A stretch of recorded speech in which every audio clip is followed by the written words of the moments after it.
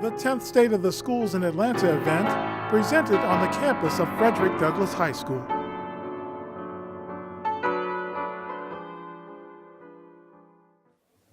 Good evening, ladies and gentlemen. I am Cadet Captain Samantha Dumas. Please stand for the presentation of our nation colors and the singing of our national anthem by Crispus Hendricks, a junior here at Frederick Douglass High School. Please remain standing until the colors have left the area. Presenting to the colors tonight is the Escrow Battalion Female Color Guard Team, commanded by Cadet Lieutenant Colonel Terica Wilborn. Other members of the Color Guard includes Cadet Major Sharice Thomas, Cadet Command Sergeant Major Deontay Jones, and Cadet Sergeant First Class Zamani Lightner.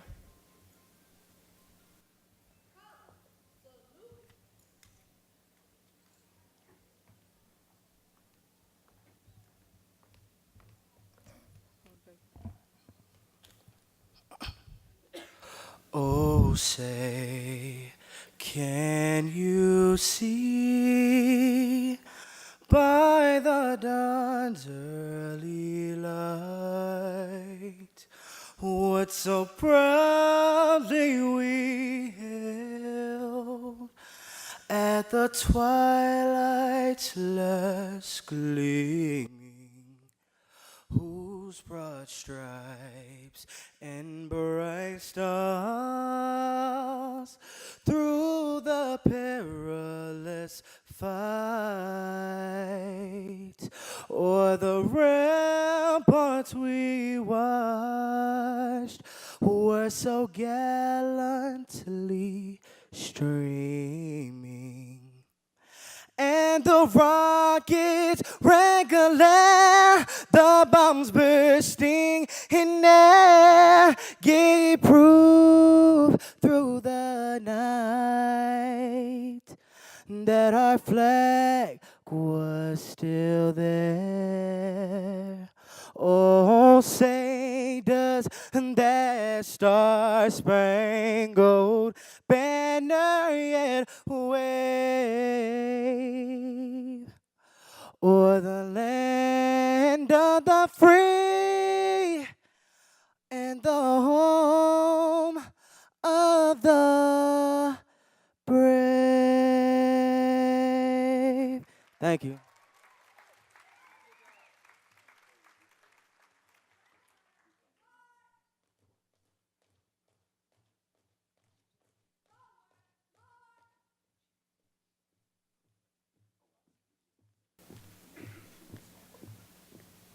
Ladies and gentlemen, please be seated. At this time, we would like to welcome Mr. Courtney English, Chair of the Atlanta Board of Education.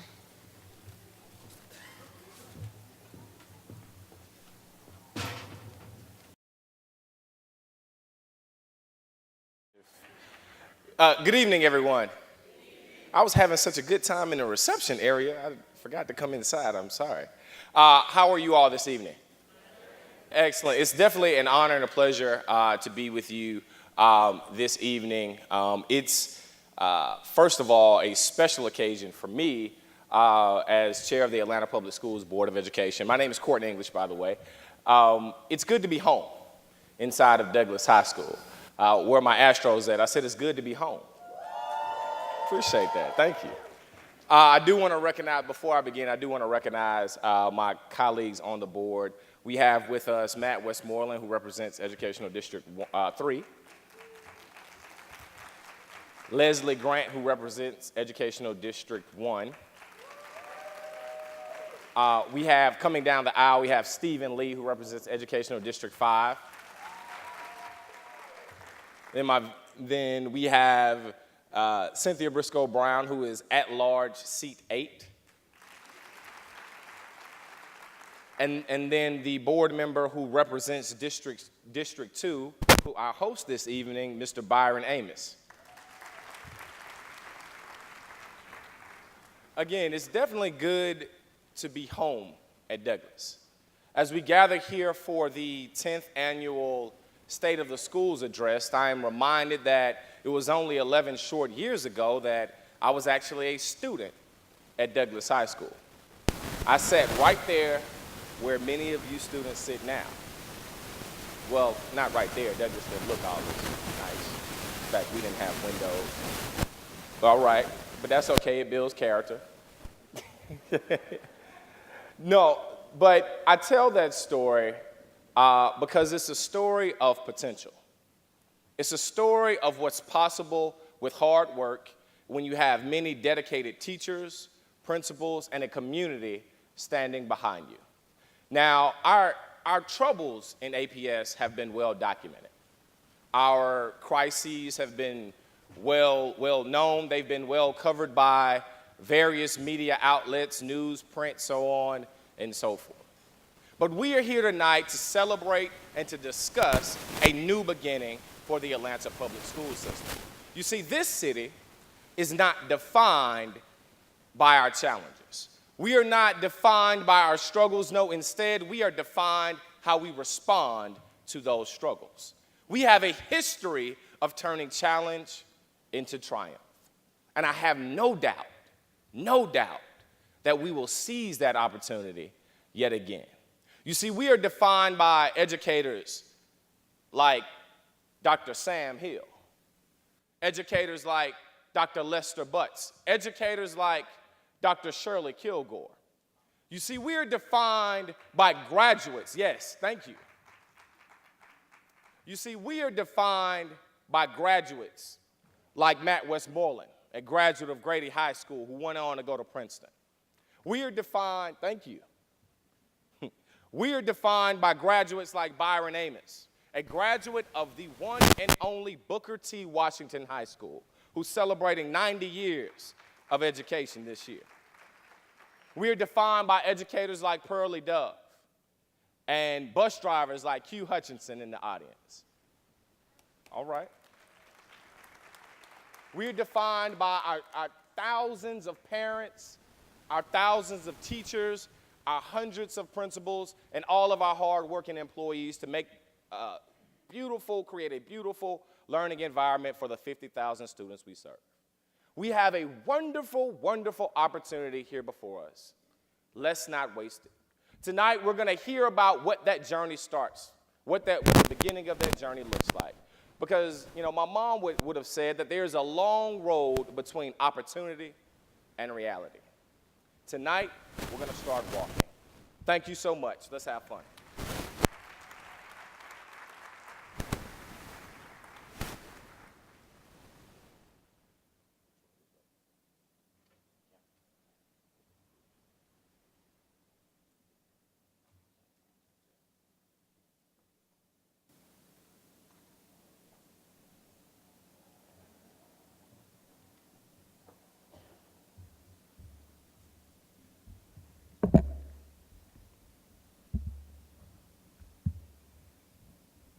Good evening, guests, friends, and family members.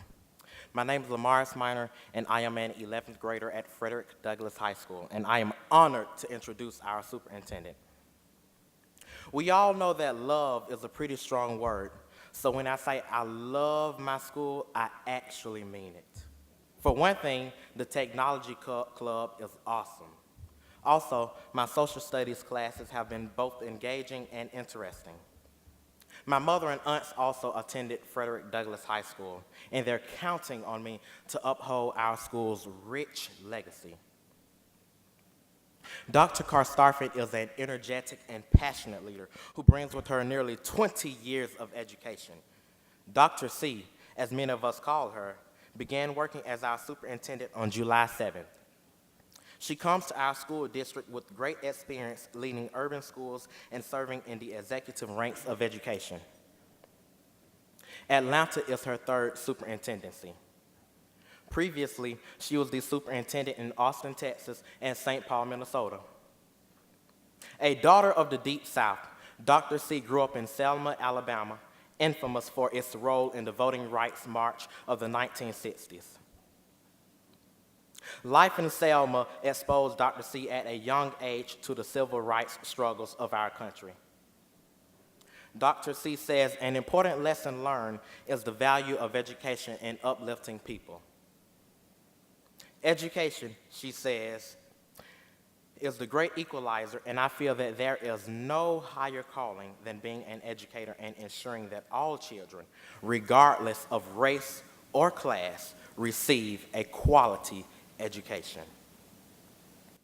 Ladies and gentlemen, please join me in welcoming a difference maker, our superintendent, Dr. Maria Karstarfin. Thank you, Lamarius. Thank you. Stay here. Take a bow. What you don't know about Lamarius, he didn't share this with you. Why don't you tell them where you want to go to college? It's okay. It's okay. Go ahead. When I go to college in 2016, I would like to attend Full Sail University because it is a college for media, arts, and entertainment. Any person who is interested in doing entertainment, that is like the #1 college. Great. Well, we're so proud of you for having a plan and for getting yourself completely organized for the future. And I'd like to ask you for a little bit of help today. Okay. I'm going to just do a good demonstration. You want to go out there and improv? Okay. Really? Interpretive dance? Maybe. Okay, maybe. I love you. You're great. Get out there. Let's see what we're going to do.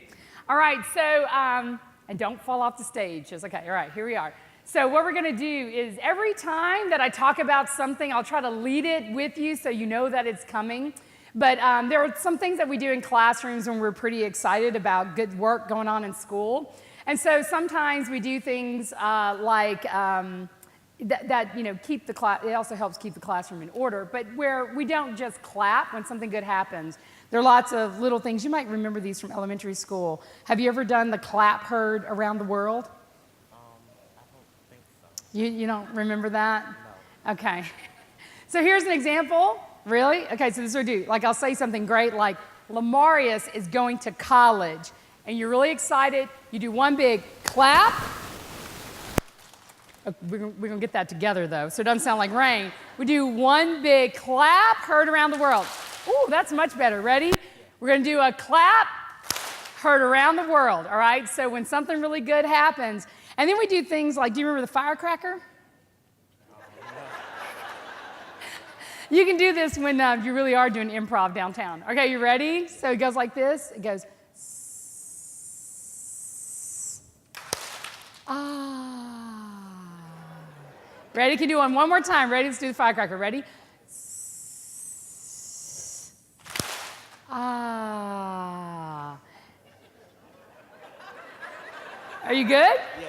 All right. Okay, so come back over here. Oh, no, you stay up here. I'm going to talk, and then you improv. All right.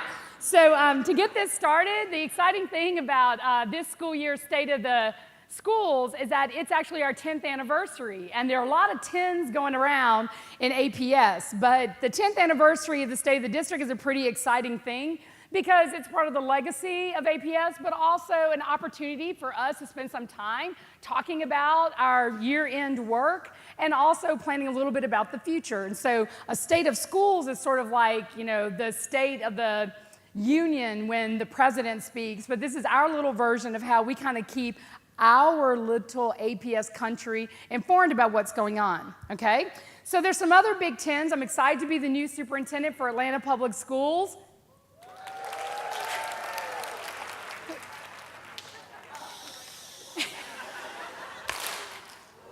There you go. That's what I'm talking about. I'm also excited that 10 years ago, we started the Cultural Experience Project.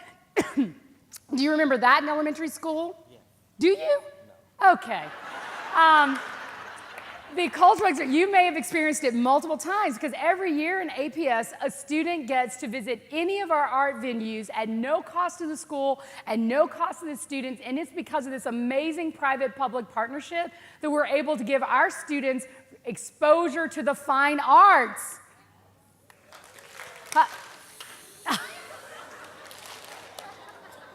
You got to give them a little more, okay? Okay, and don't forget the other one. Oh, that was, come on. Give it a big clap. Heard around the world. I can't hear you. I can't hear you.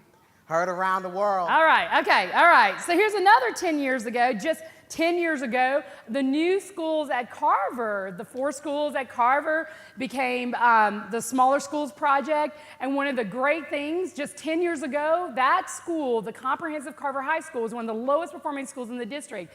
Just yesterday, we learned that Newsweek just named Carver High School's early college program in the top schools of American schools in the country. You gonna keep using the same one? Oh, okay, then, something new and innovative. Isn't that your department, Mr. I'm gonna be an actor? So what you got? Well, I would probably do a dance, make a dance. A dance in their seats. So how is that gonna work? Well, let's see. To make this thing a little bit more fun, we could maybe do a little dance. Excuse, I thought it was fun. Okay. All right, so do your little dance then, because I got one more. Okay. So since we're trying to find something new, how about we do something maybe with our arms? How about a wave? How about the wave starts right here and goes all the way from over But you don't stand up. No. We can just use our arms. Use your hand. Okay. When I point, When you point, the wave is supposed to move. and then it can come back. Oh, and then it can come back. So right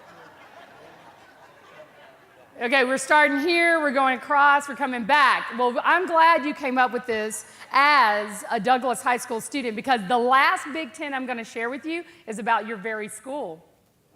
Okay, all right. All right, you going to do your thing? Yeah. All right. I learned that Douglas High School had 10 seniors who qualified for the Move On When Ready program, which means they are going to be starting college this January. In addition to this, they get to be part of the National Posse Scholarship Program, and those students who are still in the running get a full 4-year scholarship worth $100,000 to attend one of the Posse Foundation partner colleges. Now, is that worth a wave? Yeah. Go.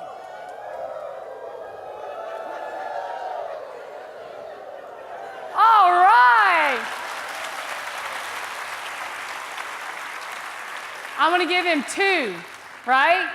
Great job, Lamarius. Heard around the world. And let's do a firecracker. Ah, thank you so much. You were awesome. You were awesome. Well, in order to make a list like that, and you can stay up here if you want to hang, but I know you got college to do. All right.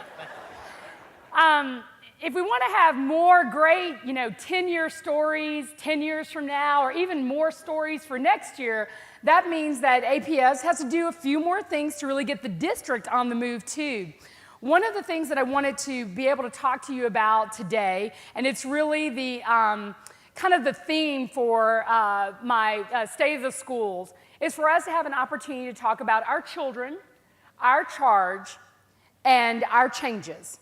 And it's these 3 kind of big categories that will lead as the frame as we work through some of the things that I wanted the community to know about the state of our schools. So in the 10s kind of category, I want you to think about, and I'm asking you to do one more little exercise. And for those of you who haven't made it to 10 yet, when I do this exercise, close your eyes and dream about being 10, because there's some itty bitties in the audience. So I want you to close your eyes, adults and children. Close your eyes and either think back to when you were 10 or think forward for what it's going to be like when you're 10. And remember those things. Close your eyes, Tony. I know him. He works with me. So think back to what it was like, what you look like, and all the friends and family in your life that kind of made, your world feel special.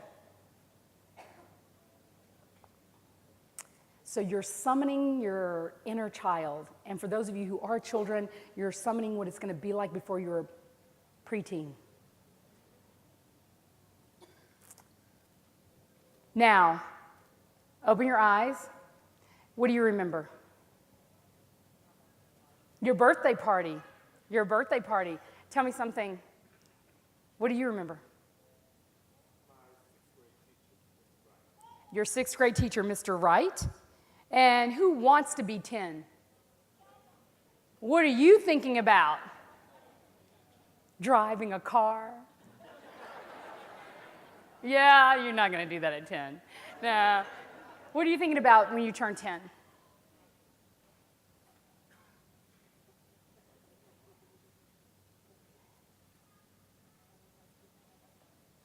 She said learning how to speak in public. Great. All right, so at 10 years old, there are a lot of networks in your family. Things like, your mom, your caregiver, your grandparents, others who really cared about you in school. And one of the things about being 10 years old is that that's a pretty interesting developmental year. You're about to go, into middle school. You're aware of many things. And most importantly, you want to do things that really still connect you to the people that you want to believe in, people that you want to have be proud of you. And we have many 10-year-olds across APS, but we have 50,000 students across our district. And in addition to 50,000 students, we have over 106 learning sites. And that means that we have a lot of responsibility in APS to do right by not only our 10-year-olds, but our 1-year-old, our 3-year-olds and 4-year-olds, supporting families who have other small children, and making sure our kids graduate on time and are ready for college, career, and life. Now, having said that, I want to tell you about some more 10s as we celebrate our 10th anniversary of the state of schools. 1 in 10 of our students are special education students. 1 in 10 of our students are actually gifted and talented students. 8 in 10 of our students receive free and reduced priced meals. We also have 1.5 of 10 students in our charter schools in the district, and the other 8.5 are going to what we call our neighborhood schools or community schools that are other APS schools in the district. So we have a lot of 10s to think about.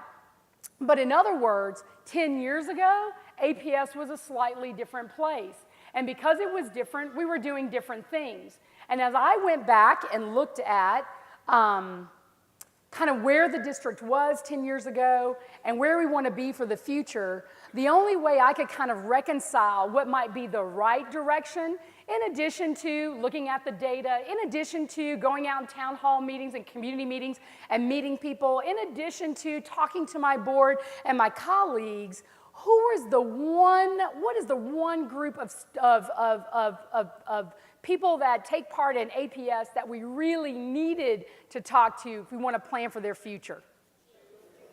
Students. Thank you. I didn't even have a single separate answer. So take a moment and watch this video. And what I want to let you know before you watch it is that these students are not scripted. We did not tell them to say anything. We asked them questions, and these were their candid responses. I hope I learned something new, and I hope that my teachers will be able to help me, and I'll be that student to help someone who is struggling, and I can bring them up to my level.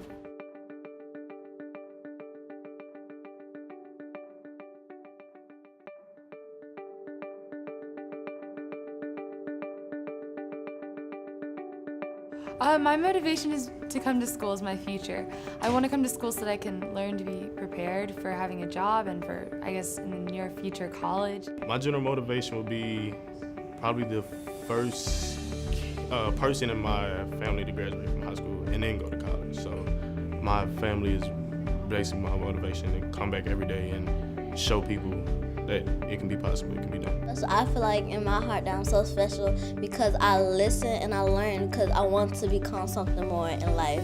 Well, they'll say I'm special because the teachers, they give me an individual learning style that is suitable for me.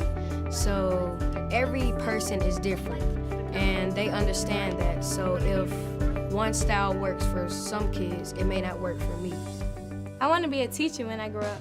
Our teachers are important because they teach us not only what we need to know, but they also teach us to work together as both individuals and as teams. 360 degrees. If you take anything, rotate it 360 degrees, it will map back onto itself. Map back onto itself. You're trying to figure out how it all came together, how it was put together. And then upon the third read, we get really sophisticated. And we're talking the why. And what does that mean, the why? Which side is it? this side? Wow. Sure, why not? Which side is B? So that one still looks like we're working. Es el pez. El pez tiene un que tiene en la cabeza el pez. Even bet that is in the front. Okay, then you should be showing it to me. She visited places she'd never been before. Now this page shows lots of nouns that... Whenever I come to school, hope is basically what keeps my day going. I always look forward to learning something in class, learning something, meeting someone. When I hope for, I want to get an education so I can learn more. I hope each day is really a better day because for me, I'm at a fast track. I always think, okay, I could do better next day, I could do better the next day. I want to be the next architect in the world and try to design buildings on the moon, probably have a water supply on the moon also. I will be the next pediatrician. I will be the next technician. I'll be the next professional salesman in the United States. And I come here every day just to improve myself and to be college and career ready. School is a great place, and if you don't go, you are making the biggest mistake of your life.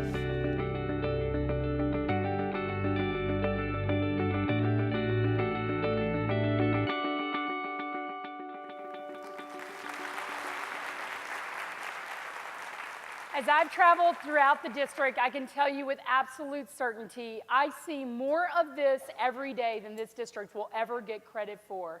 And I do understand that over the last several years that, yes, fair enough, things have not been perfect and APS has had various, very serious setbacks. But I have seen some of the best teaching in my life in this district. I have seen beautiful children every step of the way and many caring educators and other support staff all throughout APS trying to do the right job for our children in Atlanta. It's not perfect. We have a lot of work to do, but I can tell you with certainty that these people on the video, the very people in our district, children, staff members, and even community members, APS can be extraordinary, wants to be extraordinary, and if we work together, we can make that happen. I don't want you to forget that the whole point of us doing this, the culture shift that we're trying to make in APS, is to move from being a very adult-centered, politically driven agenda that's a lot about grown folks and not a lot about little folks. But if we get this right, it will be about children. Absolutely about your children. Now, speaking of children, if we can keep that in our forefront, I kind of gave up on the notion of trying to introduce people based on who they are as adults, but I wanted to say a quick thank you to our beautiful Douglas High School staff and students and principal who should be here. Oh, there he is. That's his 10-year-old self. And where is he now? All bearded and great. There, turn around so they can get a good look at the 20-year-old face. Still adorable as ever. But Dr. Burks knew when he grew up that he wanted to be a principal and educator. I had the honor of interviewing him and selecting him as we were trying to recruit and hire 22 principals this year. I'll talk a little bit more about that. But as we talk through today, keep reminding yourself that this is about children. And then when we make decisions for children first, we will never have to worry about other things because we can all go home and sleep well at night. We can all go home knowing we've done our very best job and that our decision making, the way we thought about it, the way we worked it out, the way we came to solutions was making sure that our children would get the best services we could possibly provide. Now, Atlanta Public Schools, the purpose for today is to talk about the state of our schools.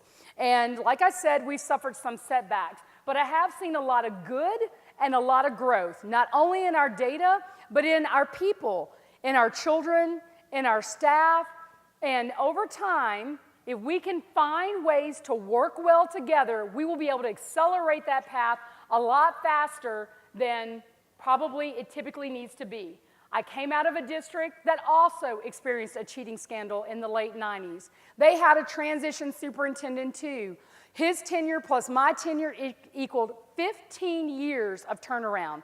It took us 15 years to finally get to a point where 84.1% of the students were graduating, including minority and African American students who were graduating at a rate of about 83%.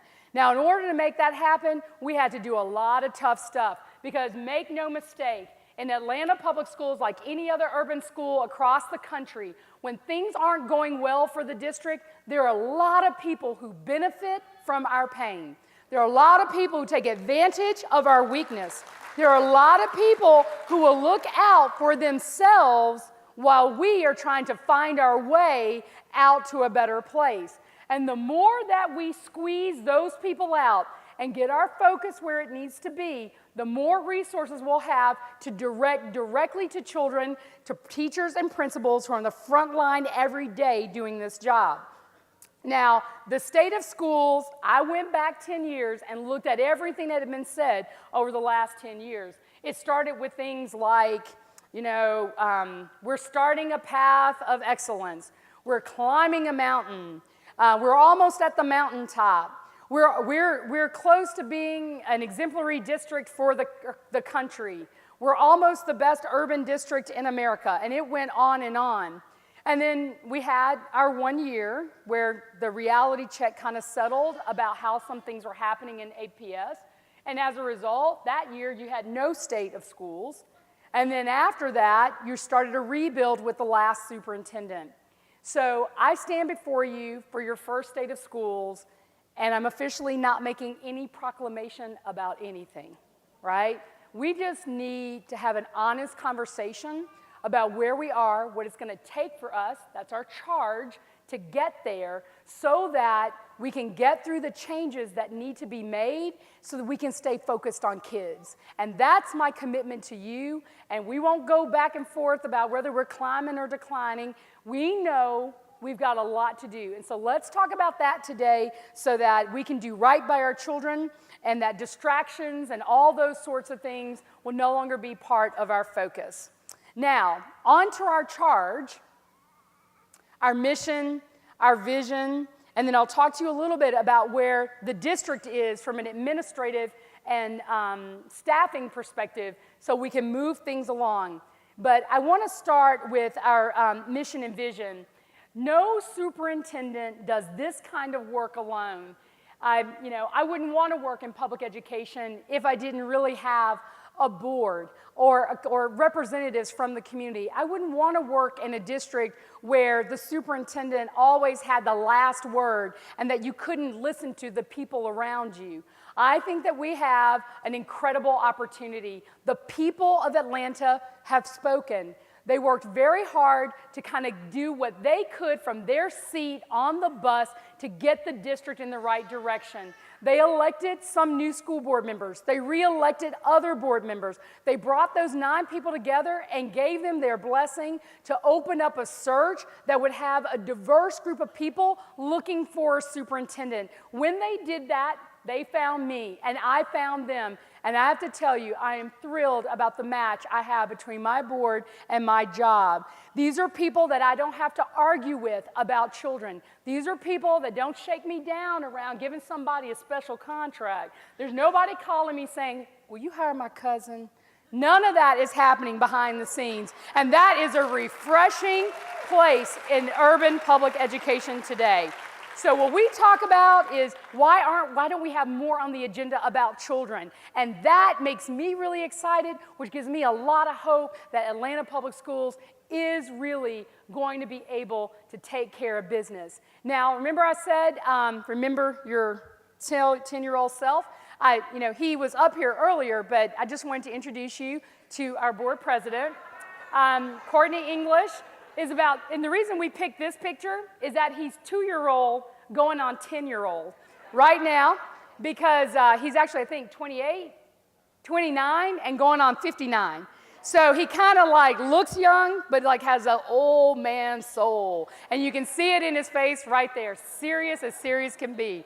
I also just wanted to acknowledge our vice chair Nancy Meister, who before she was Miss Meister was little Nancy to her dad, who once we asked him for pictures, I think he hasn't stopped sending. So he's very proud of his daughter, and that's a wonderful thing. I think once you have children, you love your children, you just can't ever stop doing this. So I just want to thank them for sharing a little bit of a snapshot of what it was like to be a student in school, and for you to remember. I know we won't always do things on the board the way you wanted them done. I know we won't always agree on an approach or how we do it, but remember that they were children too, and know that in their work with me, we are really wrestling with the tough issues, trying to make the right decisions that will move APS in the right direction.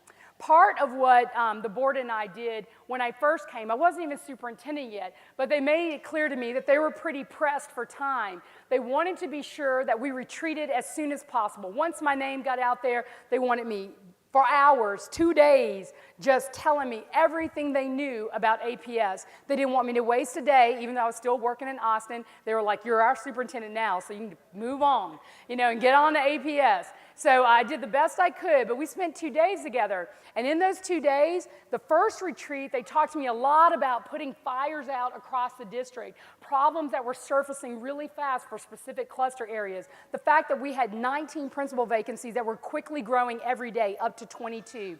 So that's what we talked about. Some short-term, long-term goals. We spent a lot of time on, you got to get fixing. Then we had our second retreat after the first day of school, because all we did was spend time trying to make day one the best day one APS would have had in a long time. It wasn't a perfect day one. People will tell you, maybe my master schedule wasn't right, maybe the bus wasn't running on time just right, lots of little issues, but most people report overwhelmingly that it's the best APS day one, I think someone told me in 19 years, because they could go back and chronicle all the problems that far back. And having said that, I can at least say that the board was able to breathe a little bit of a sigh of relief, knowing that we could keep working on those things, but we had to get ready for the future, and that we didn't want to spend 1 second looking back to the past unless it meant learning something so we could plan better for the future. Now, we did our work at the second retreat, our vision and mission, and the mission is about what we do every day, right? It's why we kind of exist to work. The vision is an aspirational goal. What do we want to be kind of when we grow up? And these are some of the draft work that the board's done thus far. The mission, meaning what they expect us to do in the administration, in the schools, in the departments, on the school buses, as we clean the floors, they want us thinking about, through a caring culture of trust and collaboration, every student will be ready for college and career. And they want us to aspire to be a high-performing school district where students love to learn, educators work to inspire, parents are engaged, and the community has trust in the district. And I was going to put it in Prince again, right? We've got to kind of put things back right. Now, as a superintendent, my job then is to take the big guiding principles, the vision, the mission, guiding principles, their 4 E's, that they did work with, or the last board worked on, and this board continued to work on, but they really believe that we need to continue with excellence in everything we do, equity in the distribution of resources, ethics to protect our integrity, and engage with our community. And these 3 E's, every time I go to work with someone, that's the guiding principle by which we get started. And the get started piece, now that's our job. We have to figure out how to translate all these things into things like our strategic direction, which is on the next slide. There you go. And in the strategic direction, the administration has, and it's more wordy, we get into all the edu-speak and all that kind of stuff, but the point here is that we have to take all that and start putting it into a logic model. So when I talk to staff, they understand When I say academic programming, I'm just not talking about anybody picking any old thing for reading, writing, math, or science. I want them to be thinking about a rigorous, standards-based curriculum, and that we're investing in the whole child as we think about how we teach them so that they learn in ways that make them excited and inspired about school. And the way the logic model works is once you figure out your buckets towards your aspirational goal, you make if-then statements. If I do this, and possibly that, then we are doing what we need to do every single day in our mission. So the first one about academics is that it's clear. It doesn't matter whether it's special education, gifted and talented, or regular education, we need far more rigor in our schools. Our kids can do so much more. Our expectations need to be higher for them so that they can achieve those things that they need to have. The talent strategy is about the people. We are an organization of people. We don't make anything. Stop thinking about it. Everybody has stopped thinking that we just kind of push kids through an assembly line. We are a business or an organization of big people working with little people, trying to make those people better big people than we ever were. And when we do that, then they will be able to be college and what? Thank you. All right. And then we have systems and resources. And that one's really messy. That's one where everything from information systems to hiring people and the HR systems, even the heating and cooling systems in the schools, none of it works. None of it works well. None of it works with a snap of your finger. None of it works tightly. And so this is a big piece of our work that we have to go through every single thing we do and tighten up the ship. This is our operational piece. This is what flows in and out below the system. So if you're a substitute and you pick up the phone to call and say, or a teacher, and you're going to be sick, and you pick up the phone to call and say you're going to be absent, the substitute system has to start working, the calls have to start being made, and if that stuff breaks down, then I don't have a teacher in a class. So this is why, this is just a small example of how all those systems have to work. And the last piece is around culture, and we really pull that out. We know that's part of everything, but this is the things that you read in the newspaper, things you hear on TV, where every staff member, every employee, every way that we deal with our community needs to be respectful so that people feel welcome and respected in our schools, and their children and their friends and their neighbors believe that we care about them, not because we say it, but because we do it every day. So what we say and do has to be the same thing when we consistently communicate with real information, not trying to spin doctor and all that kind of stuff. We will engage our stakeholders so they can help us achieve our mission. Now, I talked about talent strategy, but I'm going to pause there for a second because I told you we're an organization of people, and there's some people that I absolutely have to recognize who came here tonight, mostly because they're just awesome. They're like the most awesome people ever. With Miss Coleman, Miss McIntyre, please stand, come on, you can stand up. Miss Robinesco and Miss Smith and Miss Twyman. Would you please turn around, right? And I want to tell you a little bit about them. They're part of 12 teachers who are across all the subjects and grade levels, and they passed a very rigorous selection process so they could be demonstration teachers in the district.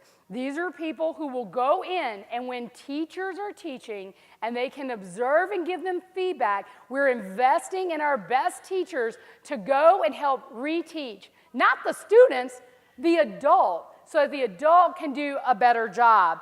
They do their job so well. Now, what did we learn about clapping? Which one do we want to do? A clap around the world? Oh, you want to do the firework? Okay, here we go. Here we go.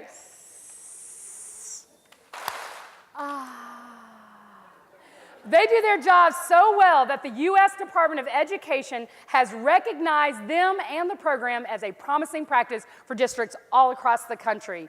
Thank you so much for being here tonight. Now, as we work through these things, and these are all like big parts of how we get the train back on the track, And yes, it's going to be hard work, but I am very hopeful. You saw the video. You saw our amazing teachers. There are a lot of people out there that want to do this. And we're going through our talent strategy. We're going to weed out all the haters.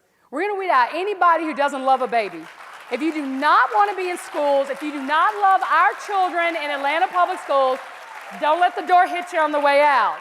But I want people at every step of the way, in every single job, loving coming to work and wanting to be with Atlanta Public Schools children and loving the profession of education.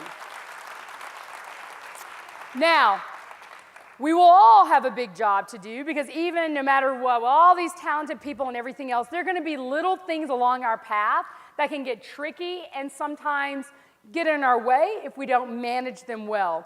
One of the things as the state of the district that we are not, we haven't made a decision on, no matter what the conspiracy theorists say, APS hasn't done anything yet to finalize a recommendation around operating models and flexibility options as required by the state of Georgia. So the reason why we've all been kind of working at a fast clip, but as thoughtful and strategic as we possibly can be, is so that pressures and sometimes statutes from the state, in this case, it is a statutory expectation, don't clog up the wheel as we're trying to figure out our future. APS is in a very different place than every district in America right now.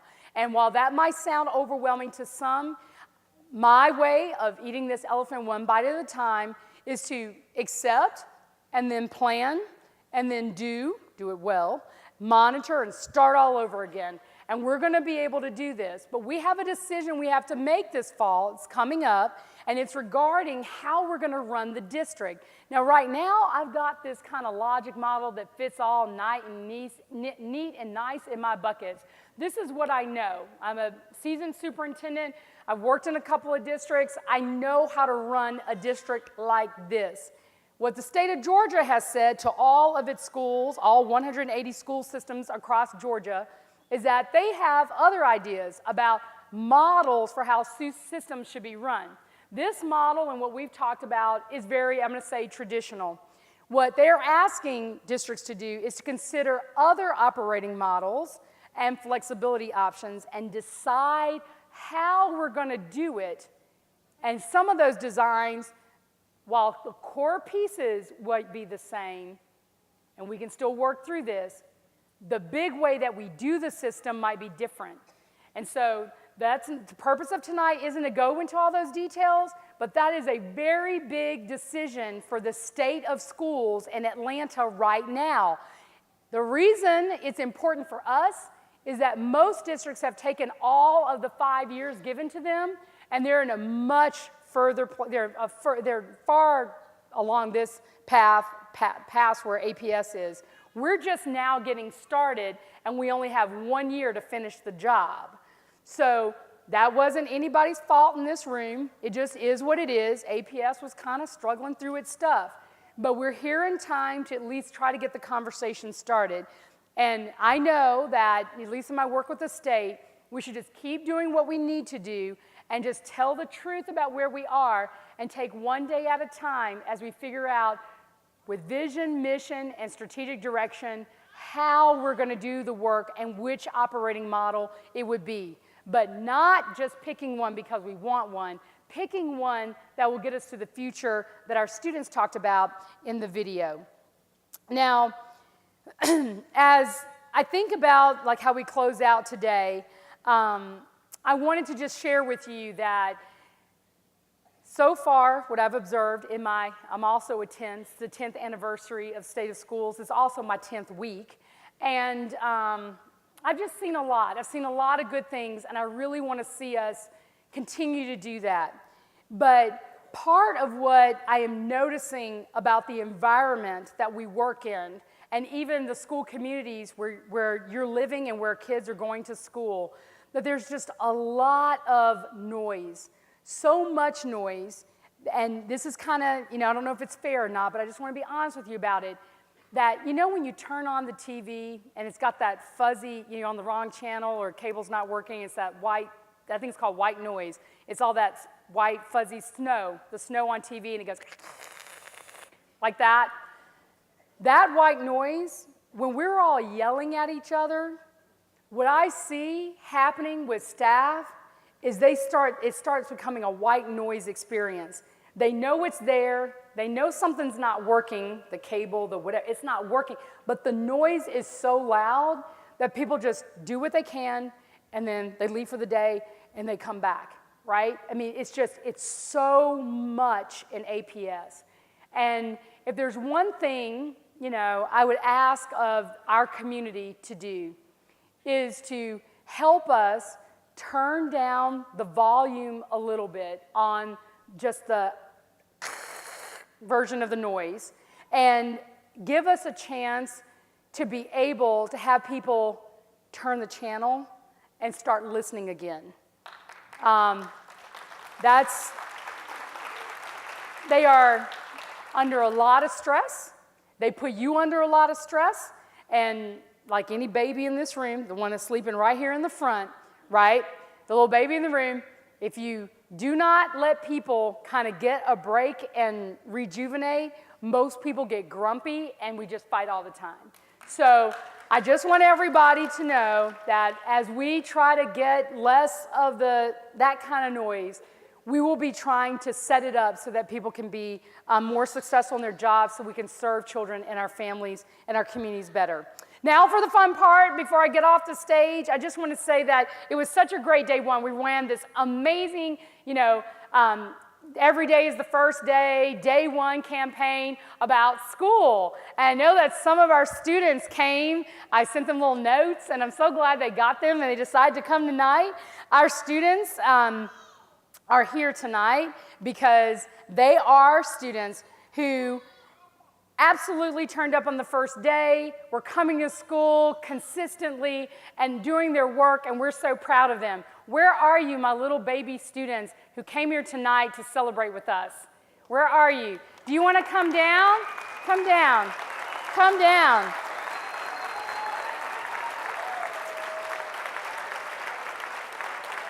Hey. I'm gonna get down here with you. Watch out, sweetheart. They helped us make up 1,650 more students who showed up on the first day of school compared to last year. Also, I want to thank our partners who made it possible. We had 11 Alive, Chick-fil-A, Dollar General, Georgia Aquarium, Macy's, Six Flags, Stone Mountain, and a big financial donation to make sure we gave out lots of coupons and free stuff. But the Zeist Foundation and the Buckhead Church gave lots of support to the effort. We had over 25,000 prizes for students, and so we wish we had that many. We had enough to kind of cover the kids here. But so we tried to get creative, and we have all kinds of prizes. But when you go back to school, y'all will either receive a gift card from Macy's or Dollar General, or you're going to get an annual family pass to the Georgia Aquarium, Six Flags, or Stone Mountain.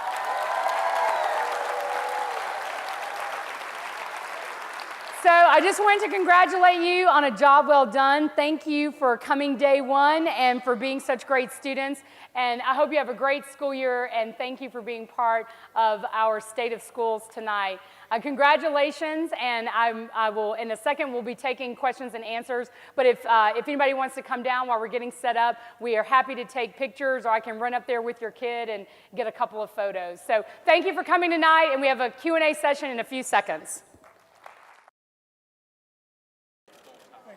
Please welcome to the stage one more big fan of the city, a good friend to the district, and a really good person, our very own Monica Kaufman-Pearson, former news anchor for WSB TV. In her 10-year-old self, she tried not to give me a photo, but I went and found one. Did you see it? Come look at yourself. She changed her hair again.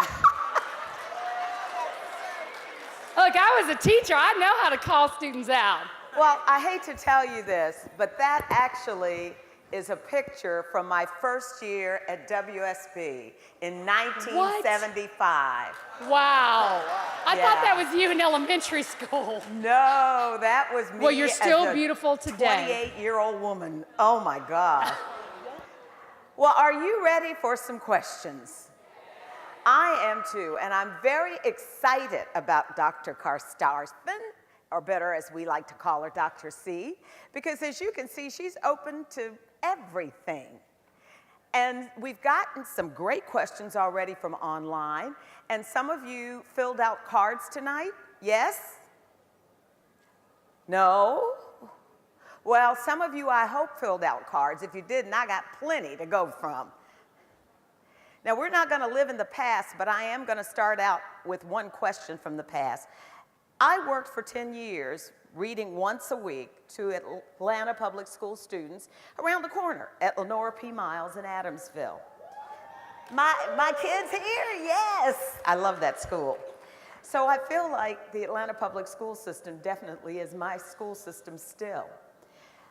The only question I have left about the scandal, how do we catch up the children who were left behind? Fair question.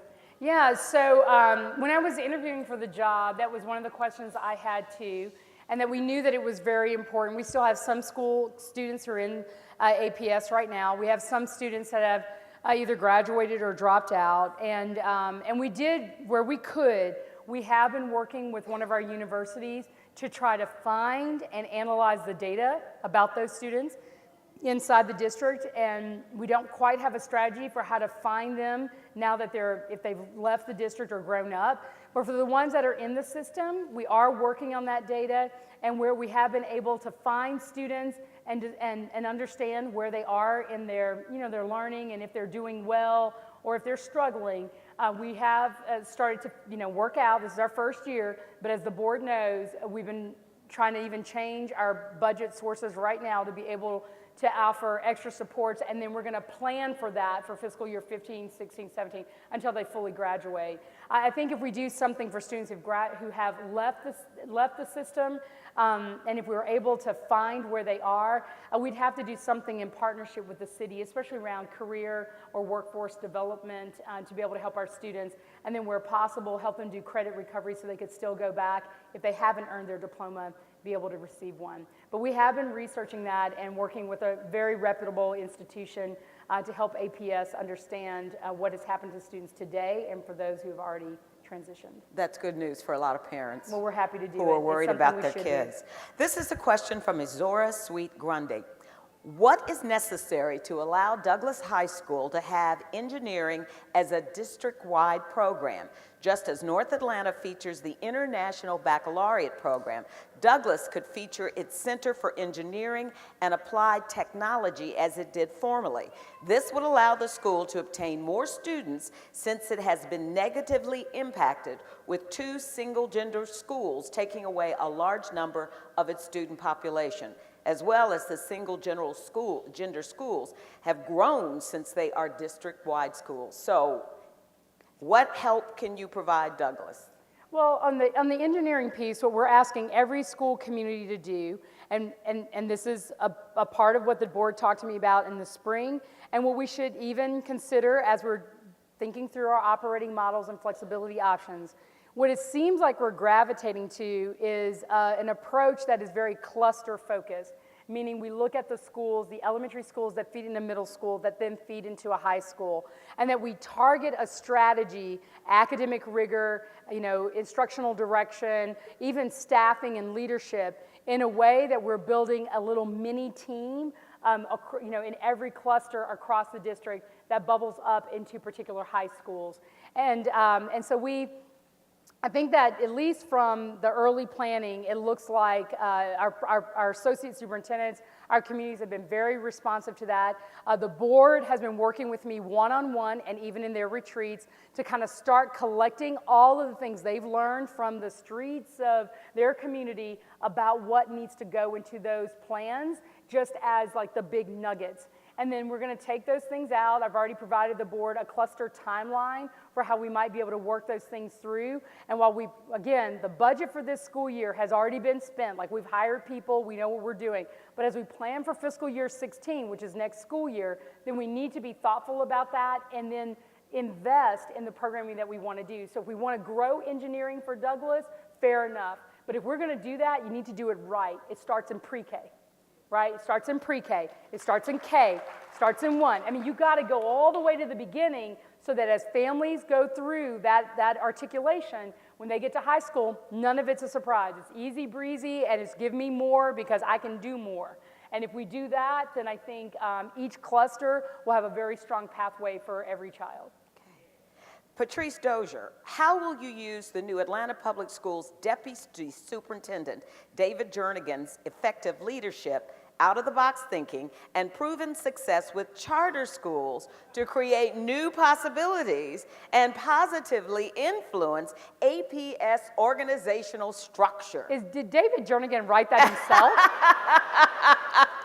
Well, gee, I interviewed him. I didn't know he was all that. Let's see. Well, the way I've structured the position for deputy superintendent is very different to the last superintendent's, that's with an S, and then an apostrophe, approach to how they're working with the deputy.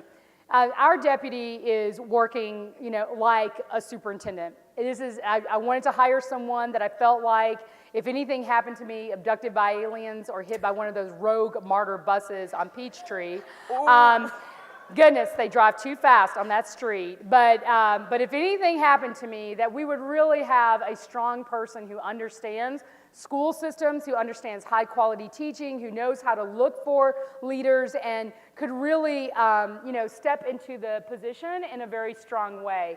But basically what we've done and what has been a blessing in this job is that we've been able, he's able to go do deep dives in areas of the district like academics, like safety and security, and some other things while I'm still trying to manage the system at large. And then, we kind of switch up things as things bubble up and kind of get ready to go to the board. But I think that, we've done a great job. He's been my right-hand person for recruiting people, for interviewing people, for helping me get the best talent to the top. And like I said, as an organization of people, that whole human resource element of what we do is one of the things he brings to the table. 12 years, having worked in a very successful school system, along with I'm not going to say how many years I've been in the business, but I'm older than him. So, but my experience too, we've been able to start a really strong kind of strategy piece. And even today, using the operating models and helping people think through everything from autonomy to flexibility, I think we're a really good match. And where I have strengths, he has areas that maybe are not of interest to him, and vice versa. So I've been really using not just the deputy superintendent, but anybody who works even close to me knows that they have pretty high expectations for being able to pull their weight in their job and to do what they need to do for Atlanta's kids. So he's been a blessing, and I want to just thank the board for allowing me to create that kind of position, because I think it puts Atlanta Public Schools in a better kind of situation for the future and for planning. Just allows us to breathe a little more easily around having not just one line of defense, but 2 and 3. And as we get better, we'll be able to pick and choose people because everybody's great, and that gives us choices, and that means good choices gets us good outcomes. And we are all about the kids. So Letitia Williams of the Atlanta Housing Authority wants to know, what are the district plans to ensure grade level advancements each school year? And in particular, are there any partnerships to achieve this? Grade level advancements. Each school year. Each school year. Is Letitia here? Ask me one more time, because I'm going to make up an answer. District plans, what are the district plans to ensure grade level advancements? Okay. Each school year. Okay. So that could either mean like moving on to the next grade, but fully prepared for the next grade. Okay. and not just advancement. If someone needs to stay in the 3rd grade, they don't get moved just because we need to move them. Right, and so, this is one of the hardest areas, I think, in our work to do. We have so much, just tons of evidence, holding children back a grade, the research on that is horrible. It leads to dropouts. There's tons of data about how American public education has gotten all that wrong. So I think that we need to really be thoughtful if we want to talk about grade level advancement in a way that allows for a child that, again, may need more time to grow and develop academically, psychosocially, but not create a barrier for what that means to them, for them along the road. And so we can do bridge programming for students like that. You could think more about year-round schooling or putting structures in place where they're going to school more, extending more time for them. But I do worry about the numbers that we see across the country on holding children back, knowing what that means for them in the future. And so that's a very fine line to try to walk. I don't think any system in America has nailed how to do that well, but there are high consequences when we do that. And that's like when we over-identify African-American boys into special education or disciplinary programs. I could just go on and on about the things we've learned that we've done wrong, really bad for certain student groups. And so there are some students that, like African-American children, boys in particular, that have been very disproportionately treated in these areas, and because of that, that's the sensitivity I think we have to look at. So I agree that we need to do the grade level, advancement piece, and not just move kids along because we're moving them to the next grade. But we really need to put the structures in place so that we can, get in front of those things, and if we can't get in front of them, give them more time to catch up and stay on grade level. It's very bad, and I would, if I could trust that everybody was doing everything perfectly, I probably wouldn't be all torn up about it. But we have far too many mistakes in our business, and it really can ruin their lives. But what about the child who ends up in the 12th grade and on graduation just gets a certificate of having gone through 12 years versus a diploma? And that's not right either. We know that. That's what I was saying. It's a very fine line, and we have to find the supports along the way. Like I said, there are ways that we can do that, where when you identify those students, you're able to give them extra instructional time, whether they have extended day or, you utilize more of vacation time, online instruction, credit recovery. There's a lot of things that we can do to help keep our kids on the pathway without ending up with what you just described. I guess that leads to the question of how much parental involvement, because oftentimes a child's first teacher is the parent. But who's the second teacher? Sometimes it's the bus driver. Who else? Cafeteria worker. Who else? Those crossing guards. They can really, so all I got to say is we got a lot of parents in, between mom, caregiver, dad, grandma, and getting into the classroom with the teacher.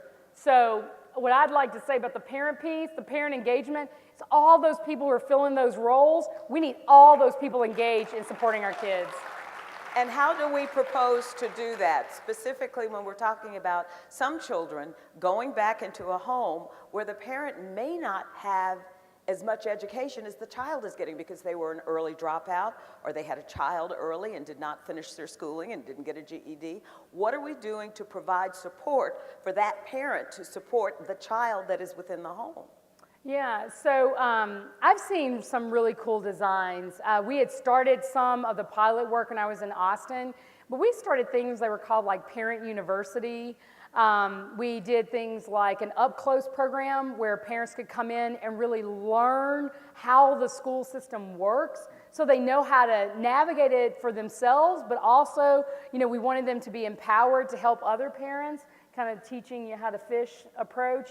But I've seen some very cool designs that have been out there to support our families. Wraparound services help a lot too, because what the district can't do, other organizations and they can help us with everything from housing to financial planning to health and nutrition. So, you know, communities and cities have a lot of resources. What we've done in APS, which I think is a step in the right direction, we have parent engagement specialists who work specifically within clusters in the community and kind of follow families as they move from elementary to middle and high school. We want them to stay stable and get to know our families, and I think that's helped a lot too about how we can get more engagement. But you've got to invest in what you want, and I think if we invest in those kinds of ways, we will, you know, we'll be able to support our families better and help them learn along with their child on how to, you know, not just be a better parent, but kind of be the parent educator. Jeff Street of the University of Tifton, Georgia's African American Male Initiative. What is the system's plan to better educate its students and their parents on college entrance requirements, as well as the application process for college admission and financial aid? Yeah, we've seen that we have a lot of great partnerships with our colleges and universities. You know, now let me just be fair to the district. The mission statement you just saw about a caring culture of trust and collaboration, every student will be college and career ready, that was just drafted. We've never talked in APS about, I mean, most people have been, you know, like, oh, we just got to graduate kids and try to get over the hump, of which we weren't doing very well, but we've made some improvements. At the heart of what APS needs to do is really nail that mission so that we are beginning with the end in mind. We want them in college, so what should we be doing as we backward map that into pre-K and early childhood all the way back up to the 12th grade? So there's a lot of things that we can do, but some of the supports comes directly from colleges and universities that partner with us and help our students, like the Posse program and things of that sort, help our students who may be first-time college goers on how to do all that. But what I would say is that the most success that we've had, or I've had in a district, and I did recruit, and although I can hardly go back to Texas, I don't know if they'd let me out again without stoning me in the street. I recruited a lot of good people I was working with in Austin and asked them to come with me. But one of those people had a very successful career in Florida, in Texas, in Austin, and I recruited them to come and be the head of our high schools. So there are things that we were doing that I know were incredibly successful, like college and career readiness targets with everything from our Chamber of Commerce to colleges and universities that would sit down, we called them Financial Aid Saturdays. We would sit down with families and work through the whole application. You don't leave until the whole thing's done. If it's not done, you come back the next time we do it and let's finish getting it done. But we would target students that were on the cusp or we knew were struggling and had specific plans. We had a thing called Partners in Education. We have one here in Atlanta, but we need to get ourselves focused on the college and career piece and really, you know, for those students who we know are going to college, and that's great, but I would bet you odds they need a scholarship. Right? They may be perfectly fine in K through 12, but they need help with scholarships.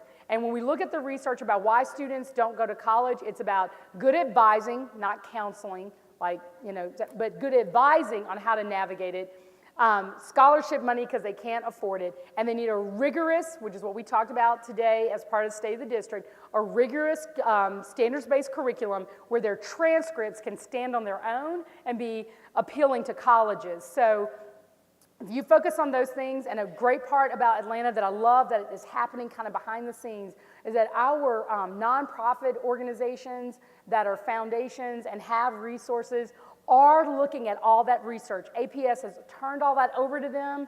They are working out a plan, and I think, you know, with their support, the support of our colleges and universities, bless Georgia Tech for giving us those scholarships. Yes. They are amazing, and others are stepping forward. But as those things come together, you will see that we will be able to map out a very rigorous college plan that I think every student will be able to benefit. Well, you lead right into the question from Sherry Davis Faulkner, Westside Communities Alliance, Georgia Tech. How do you envision bridging the gap between public charter schools and traditional public schools and provide a big tent so that parents and families are supported equitably? Then she asked, currently there are new opportunities for stellar APS students to attend Georgia Tech. However, the course students need may not be offered in their home school. How will you make sure that every eligible student has the opportunity to take the necessary courses?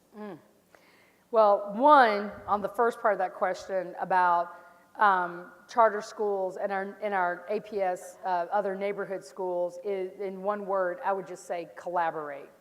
I mean, before I came here, I had a meeting with my own, what I would call superintendent's, executive leadership team. And there are, at least a dozen people sitting around the table. And, and it is very frustrating, I can tell you, even within the leadership elements of APS, there's not a lot of willingness to collaborate. And I'm not saying that, one side or the other has all the answers, but what I have learned over time is if somebody is doing something well, whether it's next door to you in a school or across the street or in another state, at least, but if it's in your backyard, my goodness, at least take a moment to try to learn from each other and find ways to stretch the ever-precious taxpayer dollar. So if we want to be efficient and if we want to be effective and if we want to really put more money into classrooms and do those kinds of things, then we need to collaborate more so we can all move that money faster and leaner and cleaner to students. So the collaboration piece really needs to happen, and that hasn't happened in many places across the country, but I do have a board that made that one of our short-term goals, and and the direction of this state has been clear. They do expect us to be doing more as public schools as a whole, and that we do all get under the umbrella, okay? So that's number one. But the piece about Georgia Tech and making sure that kids are going to be able to do what they need to do. The board talked about this just last night in the board meeting. We know that right now we're not where we need to be. And since we're not exactly where we need to be for every student, then that means we have to do a lot of bridging. And one of the areas, particularly for Georgia Tech, that we're going to have to do this year is work with all those valedictorians, salutatorians, anybody who's qualifying, and really try to support them in real time about what it means to be going into a university like that has very high expectations, where you are really going to have to drive hard on STEM, science, technology, engineering, and math. And doing those things means we have to step up our game in K through 12. But those kinds of partnerships do a good thing. They put the right kind of pressure on the district so that the opportunity is there. If we don't do our job, then our kids can't seize it. And so this is also kind of a call or a check to the adults that we have to do our part to clean up and tighten up systems so they can get the rigor they need. Can we do this in time for these kids to get these scholarships for tech in this year coming up? I mean, everybody will know. I hardly rest for the anxiety I have about wanting to do a great job. Nothing freaks me out more than the thought that my parents might open up the paper and I disappoint them. So I'm still that 10-year-old Maria who wants my parents to be really proud, and my grandparents, God rest their souls, to know that I'm doing the work I was meant to do in education. So, I can't say that it will be perfect, but I do know that I've raised this with the board supports it. I think we'll be able to identify resources, and we'll be able to go to people once we can explain each situation and work with that universe of children to at least make it, give them the best chances of not only they'll get the scholarships, they'll get accepted, but be successful once they're there. I don't want them just to go and then be frustrated and disappointed. I want them to be successful and finish in 4 years. Yes. Well, we talked about college, but there are some children who don't want to go to college. And there are some children who, as my mother says, all work is good work as long as it's honest work. So where will be the preparation for that kid who wants to go into a technical field, who wants to be in what we used to call a trade school? Yeah, so that's part of in the discussion with the board at the retreat on vision and mission, they did add, it's not just college, but it's also career. And we debated workforce versus career. What the data is showing now about students, unlike their parents and their grandparents, and even me, that our students are making decisions about their first career, and by the way, the U.S. Department of Labor shows that, by the time our little generations get to be 30 years old, they will have changed their jobs at least 14 times. Yeah. So their careers are like popping, right? I mean, after they make their first game on an iPhone or something, they're ready to go, and many of them are entrepreneurs as it is already. So career is really something that's happening a lot earlier. They come out very confident about what they want to do. And so I think there's a lot more interest today than ever before in creating those kind of career pathways that give students exposure and some early internships and opportunities that lets them see a little bit about the world that they have interest in. But either way, the preparation for college, what we're also seeing, I mean, you see the studies, you see the articles, every day there seems to be a headline that says, "Is college worth it?" It's a pretty, scary thing to read when the way I was raised and how I was trained, it was like, of course. And then, but today things are very different. So I don't think that public education institutions have done a great job of being able to think that through. We are not known for changing our practice on a dime or being very responsive. So for APS, to me, knowing that we've had very little or any career and technical education at the level that's career ready, we do have a CATE program, but I mean, it needs a lot of investment, the CATE, Career and Technical Education. We do have a CATE program, but it needs support, it needs investment, and you can walk around any high school in APS and see the disparities and the inequities in how even the buildings are designed so that students can have great labs or have engineering programs and things of that sort. I remember when I was interviewing for the position, I walked through the Carver site, and there are basically 4 different colleges. But if you walk through one that I think was CAD, the one on the creative animation design, I would have never known that's what that school was about. Because the career and technical education component of it just wasn't in the air. It wasn't in the facility. You couldn't touch it, feel it, taste it. And so, when we were interviewing, and right now they've already just won an award, even already this early in the school year, being named a site, because we've already started trying to lift those things up. But now that we're moving in that direction, I think, it will absolutely define how we want to spend our resources. So that's another piece that I'm going to say, even less so than college, career is going to need a lot of work. Janet Lane Martin, she says she's retired. Is this my last one? Because I'm sweating up a storm up here. It is hot up here. Okay. But we're going to fry together. Okay. What are you going to do? Such a great reporter. What are you going to do about the inconsistencies that occur from school to school when registering students? And then, how many of you all used to start school after Labor Day? The question is, why not consider starting school on the day after Labor Day? All the students will be in place by then for sure, and allocations will not have to be altered. And then Janet Lane Martin writes, "Meet the client where the client is," end of quote. Oh, now, is Janet here? Because she's just opened up a hornet's nest. The start of school thing, I mean, we just talked about this again today, because that's a question I have for the community. Is this the right school calendar? Is this really what Atlanta wants to do? I don't know how, and I don't mind, I mean, I'm all about school, so if we want to go every day, I'm going to be here every day. I'm here every day anyway.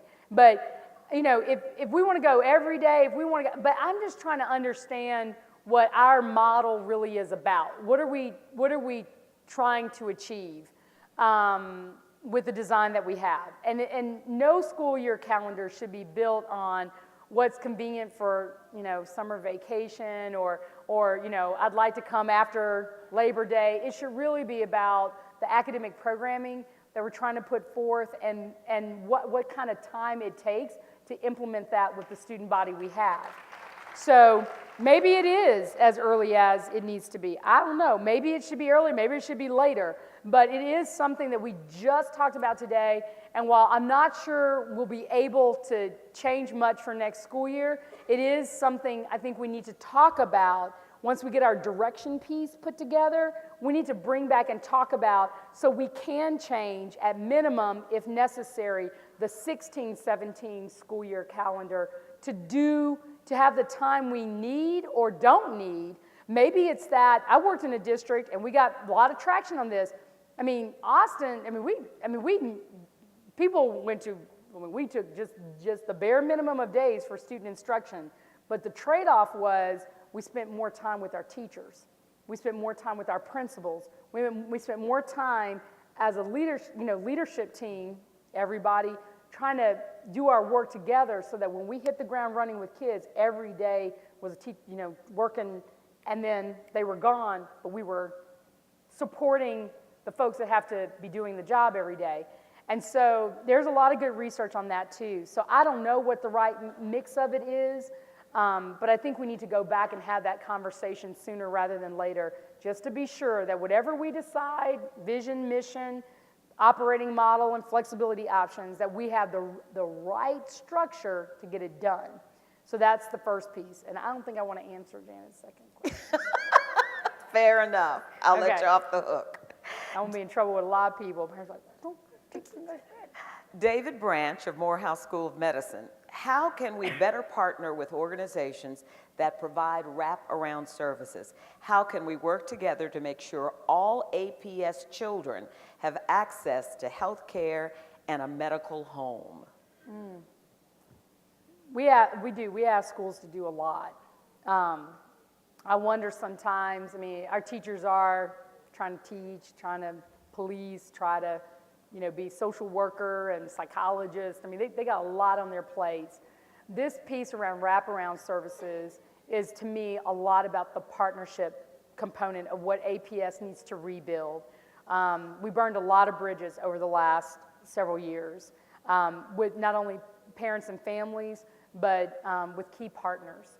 And so the rebuild on that, we have to, like many people in this room know, we're just gonna have to take the time to do that.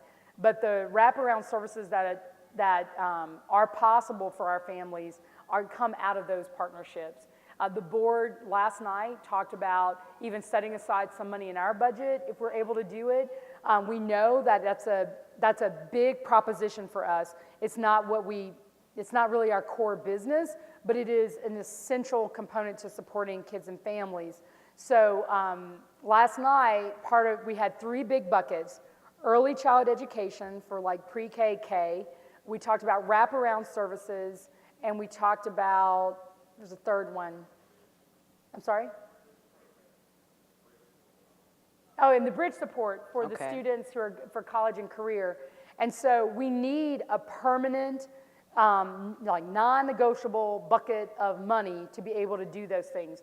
And as I said last night, you open the door on more early childhood education, you can't closing that door again. Oh no, you don't want to get between mamas and strollers and all that stuff that comes with, you said you were going to help me educate my baby now. So those things, and you can't tell a kid oh yeah, we want to support you for college, but oh, by the way, we changed our mind. And on the other piece, wraparound services, because families, they will depend and become independent for the efforts that we make. So I am hoping that we put those 3 things in a special bucket, and that we work very hard to find a way to fund that permanently and keep it at the forefront of what we do, so that no matter what the rest of the maintenance and operation budget may flex about from one year to the next, that those things stay protected. And so, to me, it's I don't know if we're going to rebuild partnerships, but we have to do that, and that is going to take time, and we may have to front load resources to be able to get APS off to a good start as we were rebuilding those other relationships. We only have 2 more questions because I've been given a time limit. Okay. Katie Hay, this comes from Stephen Fleming of Georgia Tech. Katie Haycock of the Education Trust claims that it is much easier to shut down bad schools and restart them under new management than it is to fix them. What are your criteria for closing failing schools? Okay, I don't know what Katie Haycock's experience has been. Closing a school is the hardest thing. Oh my goodness. I mean, sometimes you tear communities apart. I mean, you can, and I do respect her research. I'm a big fan. But you have to, when you sit in my seat and you go through that with a community, you don't come out the same way again. People make really good points about how the school can be the anchor in the community, how it makes people hopeful. They see their kids. I mean, it's a lot of neighborhood and institute. I mean, it's a lot of stuff. And it's just in not my gonna career, happen. I'll just say, like in my career, turning around schools, it's fair enough. It is hard, but I can probably show at least 10 times over where it was actually easier to turn schools around than just to close and shutter and leave an empty building in a community. But people can't take that for granted. I mean, you just can't. You can't just say like, well, no matter what, we can be failing kids left and right, but leave me the building, right? It's got to be more than that. And so I think I lean more toward trying to turn things around. And when I think of my entire career as the superintendent, closed one school in St. Paul, and we did a dramatic, deep change in a program at another school. I mean, very deep. We were rebuilding by grade level. I felt like a school closure. But in all my experience, all the rest, we worked with what we had and we turned it around. That's good. Last question comes from Kevin N. Magby, Boy Scouts of America, Atlanta Area Council.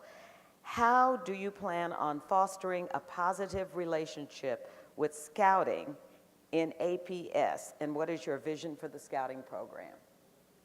I was a Brownie. I was a Girl Scout. I love the Scouts. Look, everybody's got their fingers up. Once a Brownie, always a Brownie. Always a Brownie. I loved my Girl Scouts experience. I think at some point in my mom's life, she was like even a little troop leader.